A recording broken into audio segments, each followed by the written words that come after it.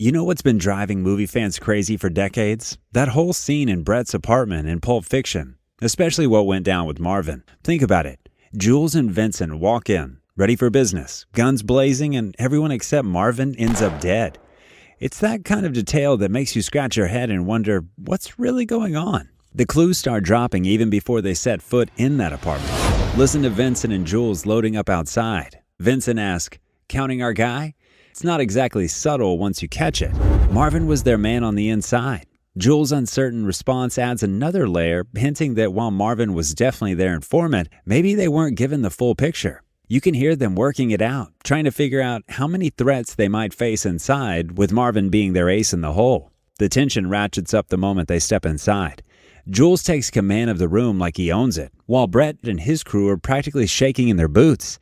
Meanwhile, Marvin's just there, pressed against the wall, trying to fade into the background. There's this telling moment when the guy Jules calls Flock of Seagulls gets questioned about the briefcase. Marvin jumps in with, "It's under the before Jules shuts him down cold with that iconic, "I don't remember asking you a goddamn thing." That right there? That's Marvin desperately trying to prove his worth, knowing his life depends on staying useful to these guys.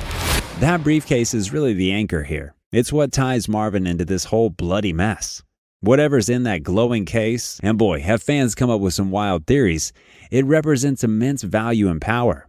The fact that it opens with 666, the devil's number, that's just perfect symbolism for all the destruction it brings. Think about it. It kicks off the violence in the apartment, leads to Marvin's death in that car, and eventually plays a part in Vincent's own demise at Butch's hands. Jules is the only one who breaks free from this cycle, choosing to walk away from all the violence. Remember what he says later? "The truth is that you're weak, and I'm the tyranny of evil men." The briefcase represents the stakes Marcellus' authority, the choices people make to serve or betray him, and the chaos that inevitably flows. After all that chaos in the apartment, there's this really telling exchange where Vincent asks Jules about Marvin. It's just a quick, "Friend of yours?" And Jules gives this detached little acknowledgement. Sure, Marvin's their informant, but you can feel how awkward and precarious his position is in this whole mess. You know what's really interesting? Phil LaMarr, the guy who played Marvin, actually shared some behind-the-scenes insight about his character. The backstory that Quentin and I talked about was that Marvin and Jules had people in common, and when this briefcase thing went down, Jules was able to get in touch with Marvin and offered these guys who were holed up, scared, and obviously way out of their depth, a way to resolve this. All you have to do is make sure the door is unlocked at 7:45. Lamar adds that Marvin wasn't street smart enough to realize what he was getting himself into.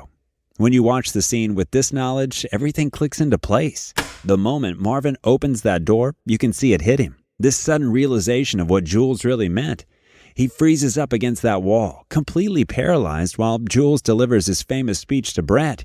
He's like a deer in headlights, caught up in something he helped start but has absolutely no control over. Then we get to that infamous car scene. Vincent, in all his careless glory, turns to Marvin with this casual, "What do you think about all of this?" Before bam, gun goes off.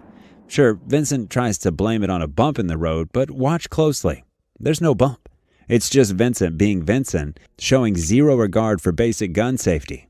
I made a video analyzing what a terrible hitman Vincent really is. You should check it out. But Marvin's death, it's more than just shock value. It perfectly captures how random and fragile life is in Tarantino's world. You've got this briefcase representing all this power and importance, and then you've got Marvin's death showing how quickly everything can go sideways. The same briefcase that started all the violence in Brett's apartment ends up indirectly leading to Marvin's death. Jules gets out not because he's stronger or luckier, but because he makes a conscious choice to walk away, rejecting the violence that briefcase represents.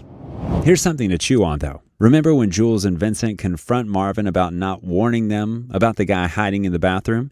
Marvin goes completely quiet. Was he just scared out of his mind, or was he trying to play both sides of the fence?